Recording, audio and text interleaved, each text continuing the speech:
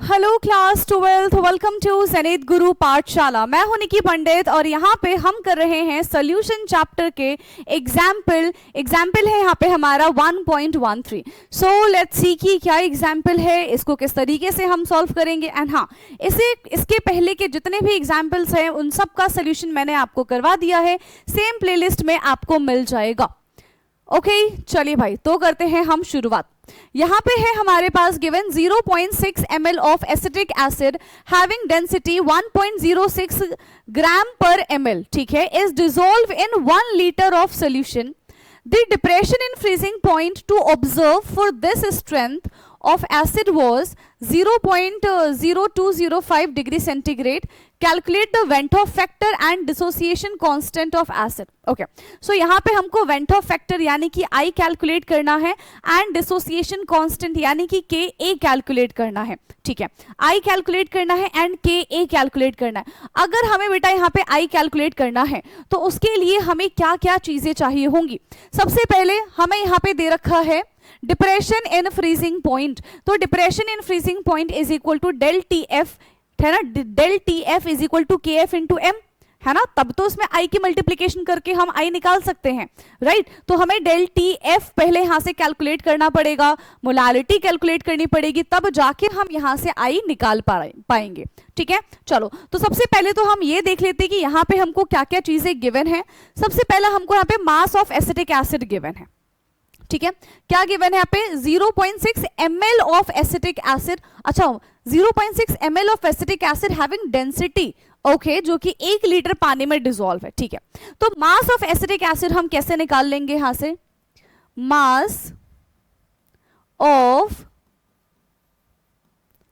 Acetic acid कैसे निकालेंगे, density into volume, ये हमें जो दे रखा है, तो 0.6 इंटू डेंसिटी कितना दे रखा है 1.06, यहां से हमारा मास कैलकुलेट होकर आ जाएगा 0.636 ग्राम, ठीक है। यहां से क्या कैलकुलेट होकर आ गया बेटा, मास कैलकुलेट होकर आ गया। वॉल्यूम ऑफ, हमें वॉल्यूम ऑलरेडी गिवन है ना, volume of water is 1 litre, volume of water हमको यहां पे गिवन है, that is 1 litre. Depression in freezing point भी हमको गिवन है, डेल टी एफ हमको यहां पे गिवन है, क्या दे रखा है, depression in freezing point is observed 0.0205 degree centigrade, ठीक है, 0.0205 डिग्री सेंटीग्रेड, ठीक है। क्रायोस्कोपिक कांस्टेंट भी हमको यहाँ पे पता है, ठीक है, वाटर के लिए सीधी सी बात है, वाटर के लिए क्रायोस्कोपिक कांस्टेंट क्या होता है, ऑलरेडी अब तक इतने क्वेश्चन किए हुए हैं, वहां पे हमने देखा था 1.86 केल्विन केजी पर मोल, 1.86 केल्विन केजी पर मोल, ये हमारा क्रायोस्कोपिक कांस्टेंट का वैल्यू है, ठीक है। एंड और कुछ हमको दे रखा है क्या, 0.6 ml of acetic acid having density this, okay, depression in freezing point, so okay, now the molar mass of acetic acid तो हम निकाल ही सकते हैं, yes, molar mass of acetic acid, molar mass of acetic acid, acetic acid का formula देखो यहाँ पे लिखा हुआ है CH3COOH, तो यहां से जब हम कैलकुलेट करेंगे तो ये आ जाएगा हमारा 60 gram per mole. So this is the molar mass of acetic acid. अब सबसे पहले हम क्या करते हैं, यहां से मोलालिटी को कैलकुलेट कर लेते हैं, ठीक है। सबसे पहले हम यहां से मोलालिटी को कैलकुलेट कर लेंगे, given mass upon molecular mass into 1000 upon, यहां पे क्या हो जाएगा, सॉल्वेंट इन केजी, ये हमारा मोलालिटी का रिप्रेजेंटेशन है, ठीक है। सो गिवन मास है हमारे पास 0.636, मोलर मास है 60 इंटू 1000, ठीक है, और अपॉन केजी में कितना आ जाएगा, वो यहाँ पे ऊपर हमने अगर 1000 कर दे, नीचे भी 1 लीटर है, मतलब 1000 ml हो जाएगा, है ना, मतलब 1000 ml यहां से हो जाएगा। तो यहां से बेटा हमारी मोलालिटी कैलकुलेट होकर आ गए, दैट इज 0.0106 m, ठीक है, कितना आ गया 0.0106 m, या फिर मोल पर केजी भी आप लिख सकते हो। अब हमें डेल टी एफ पता है, हमें के एफ पता है, हमें m पता है, क्या हम यहां से सोच के बताना, क्या हम यहां से आई निकाल सकते हैं, यस, हम यहां से आई निकाल सकते हैं। Now calculate went half factor, calculate went half factor. यहां से हम वेंट हॉफ फैक्टर को कैलकुलेट करेंगे। कैसे? फॉर्मूला है हमारे पास, ठीक है, यहां पे क्या हो जाएगा, डेल टी एफ, ठीक है, फॉर्मूला क्या हो जाएगा यहां पे, del T F is equal to K F into M, not K I, K F into M into I. अब डेल टी एफ भी पता है, सारी चीजें पता है, आई निकाल लो यहां से, i is equal to del T F upon K F into M, ठीक है। डेल टी एफ की वैल्यू कितनी दे रखी थी, 0.0205, 0.0205। के एफ हमको पता ही है कितना हो जाएगा, 1.86 कर लो, 1 पॉइंट है ना, इतना ही था, इनटू मोलालिटी अभी हमने कितनी निकाली थी, 0.0106, 0.0106, बस और कुछ नहीं। यहां से बेटा हमारा आई का वैल्यू आ जाएगा, दैट इज अप्रोक्सीमेटली 1.04। कितनी वैल्यू आ रही है यहाँ पे, अप्रोक्सीमेटली आई की जो वैल्यू है वो 1.04 आ रही है।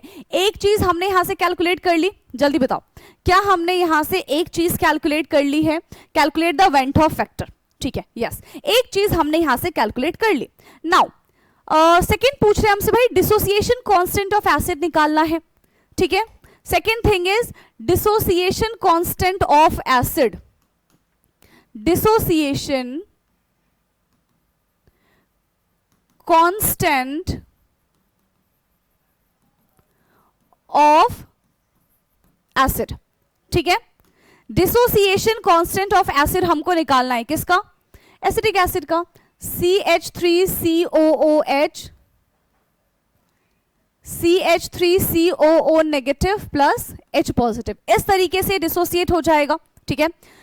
वैल्यू क्या होती है, I is equal to 1 plus alpha, yes, I is equal to 1 plus alpha.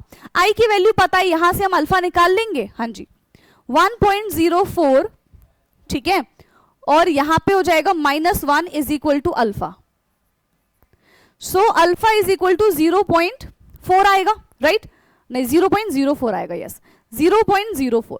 यहां से हमने बेटा अल्फा कैलकुलेट कर लिया। नाउ द डिसोसिएशन कांस्टेंट, ये हमारा डिग्री ऑफ डिसोसिएशन था, ठीक है, ये हमने भी क्या निकाला है, ये अभी हमने क्या निकाला है बेटा, अल्फा हमारा क्या हो जाएगा यहां पे, डिग्री ऑफ डिसोसिएशन है, ये डिग्री ऑफ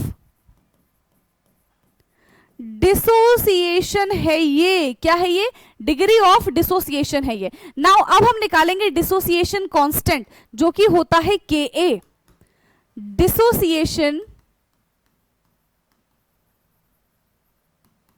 कांस्टेंट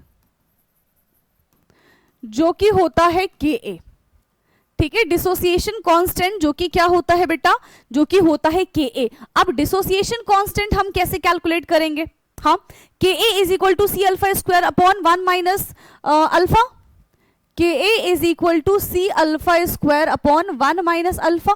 अल्फा की वैल्यू हमको पता है, बट C क्या है, C is the concentration, C is the concentration. कैसे निकालेंगे कॉन्सेंट्रेशन, हाँ, यहां पे हम कैसे कॉन्सेंट्रेशन निकालेंगे, कितना हमारे पास मास है, ठीक है, कितने मोलर मास में से, कितने लीटर में से हम बोल सकते हैं, तो यहां से हमारा कॉन्सेंट्रेशन आ जाएगा, that is 0.636 upon molar mass कितना था, 60 था, ठीक है, 0.636 अपॉन 60, तो यहां से हमारा कॉन्सेंट्रेशन आ जाएगा जो कि है कितना हो जाएगा, इसको डिवाइड करने पे बहुत छोटी वैल्यू आएगी वैसे तो, है ना, कितना हो जाएगा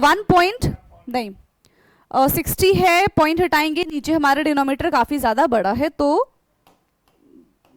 0.0106, कितना आ जाएगा 0.0106 मोल पर लीटर। ये हमारा क्या आ गया यहाँ पे, ये हमारा यहाँ पे कॉन्सेंट्रेशन आ गया। अब हम इसको इधर पुट कर सकते हैं और Ka की वैल्यू यहां से निकाल लेंगे। सो 0.0106 इंटू अल्फा की वैल्यू कितनी थी, 0.04 है ना, अल्फा की वैल्यू हमने कितनी निकाली थी, 0.04 ही निकाली थी।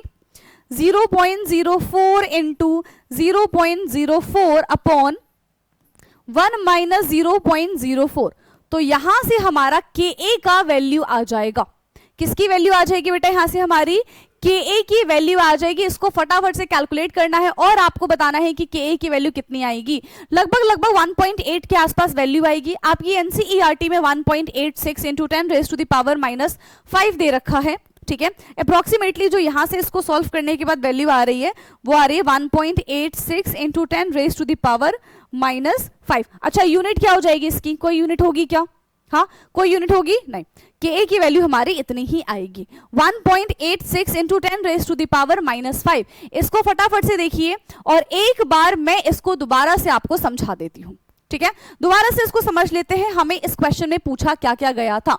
सबसे पहले हमें यहाँ पे काफी सारी चीजें गिवन थी, ठीक है। हमें डेंसिटी गिवन था यहाँ पे, हमें यहाँ पे और क्या चीज गिवन थी? डेंसिटी गिवन था, वॉल्यूम गिवन था, जिससे हमने गिवन मास कैलकुलेट कर लिया, ठीक है। हमारे पास KF की वैल्यू गिवन थी, हमारे पास डेल TF की वैल्यू गिवन थी, जिसकी हेल्प से हमने सबसे पहले मोलालिटी कैलकुलेट किया और मोलालिटी से हमने वेंट ऑफ फैक्टर कैलकुलेट कर लिया। एक पार्ट यहाँ पे हमारा कवर होता है। वेंट ऑफ फैक्टर से हमने डिग्री ऑफ डिसोसिएशन निकाल लिया, जो कि अल्फा की वैल्यू होती है। अल्फा की वैल्यू से हमने KA की वैल्यू निकाल ली है, that is degree of dissociation, ठीक है। डिसोसिएशन कांस्टेंट जिसको हम बोलते हैं, KA is equal to C alpha square upon 1 minus alpha होता है, ठीक है। वैल्यू पुट की और हमारा आंसर आ गया। यहाँ पे सबसे मेन चीज क्या है? सबसे मेन चीज है बेटा यहाँ पे कैलकुलेशन। सोचो, अभी सिर्फ मुझे इसको समझाने में, बताने में ही लगभग 11 से 12 मिनट लग गए, ठीक है। अब जब आप इसको खुद से सॉल्व करेंगे, समझेंगे, कैलकुलेशन करेंगे तो और ज्यादा हो सकता है आपको समय लग जाए। इसीलिए जितना ज्यादा प्रैक्टिस करें आप, ठीक है, अभी से ही जितनी ज्यादा प्रैक्टिस कर सकते हैं उतनी ज्यादा प्रैक्टिस करिए, ताकि एग्जाम में आपको कोई भी दिक्कत ना हो। और खास करके कैलकुलेशन वाला पार्ट आपको बहुत अच्छे से तैयार करके जाना है। ओके, सो आज के लिए इतना काफी है, बाकी का डिस्कशन अब हम करेंगे दूसरे वीडियो में। तब तक के लिए पढ़ते रहिए। कोई भी डाउट होता है रिगार्डिंग दिस क्वेश्चन तो आप मुझे कॉमेंट करके पूछ लीजिएगा। Okay, so thank you so much, take care.